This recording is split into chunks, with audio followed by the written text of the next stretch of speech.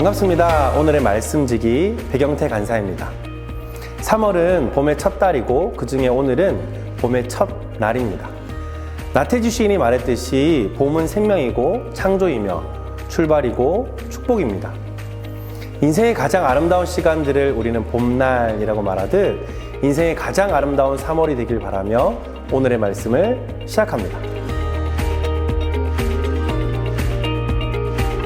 3월부터는 누가복음을 함께 묵상할 건데요. 본문 묵상에 앞서 오늘은 누가복음의 개요와 배경에 대하여 한번 살펴보고자 합니다.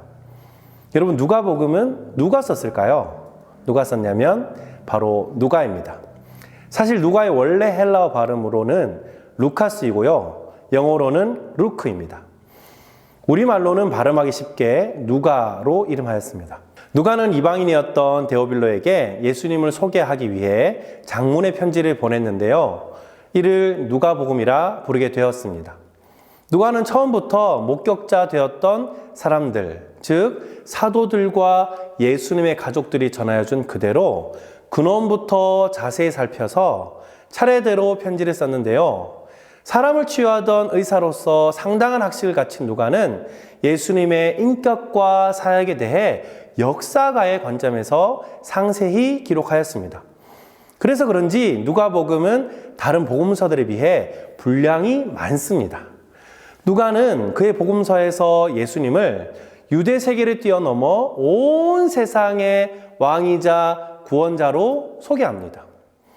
어떻게 갈릴리 시골의 목수 출신이었던 한 청년이 하나님의 아들이자 온 세상의 왕으로 드러났는지를 누가는 아주 논리적으로 서술해 가는 것이죠.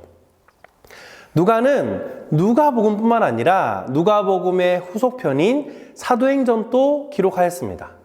사실 누가복음을 누가가 썼다는 본문의 기록은 없습니다. 그런데 누가복음과 사도행전의 저자로 누가를 지목하는 것은 저스틴, 이레니우스, 터툴리안과 같은 초대 교부들로부터 아무런 이견이 없었습니다. 골로새서의 기록에 따르면 누가의 원래 직업은 의사였으며 사도행전에서 누가가 우리라고 표현하면서 바울과 전도여행에 함께 동행했음을 암시하고 있는데요.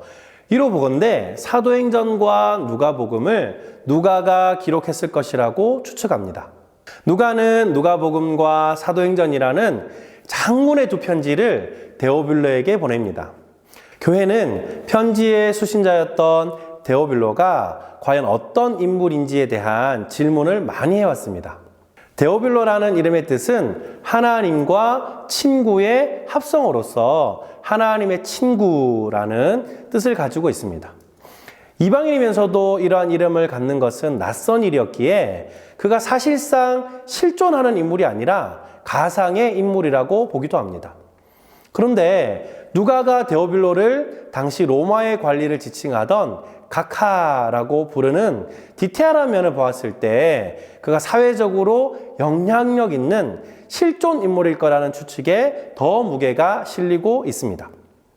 사실 누가는 누가복음을 데오빌로를 위해 썼다지만 이 복음서가 많은 이방인들에게 읽혀질 것을 염두에 두고 기록한 것 같습니다.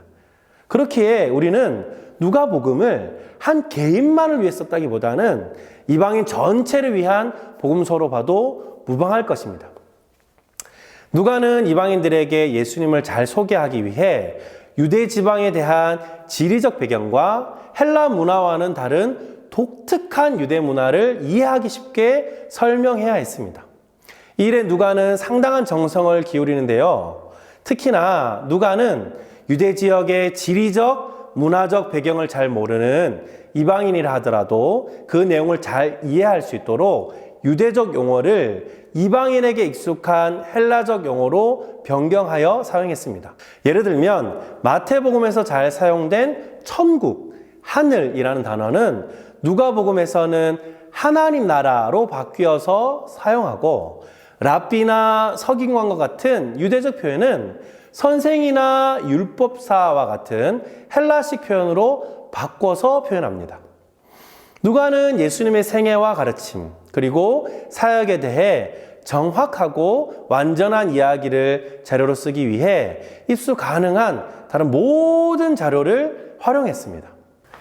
누가에게는 그 무엇보다 예수님을 둘러싼 진실이 너무나도 중요했기 때문에 처음부터 목격자 된 사람들의 진술에 크게 의존하였습니다. 사실 오늘 많은 사람들이 성경을 읽을 때 그저 덮어놓고 믿기만 하라고 말합니다. 그러나 기독교 신앙은 그렇지 않습니다.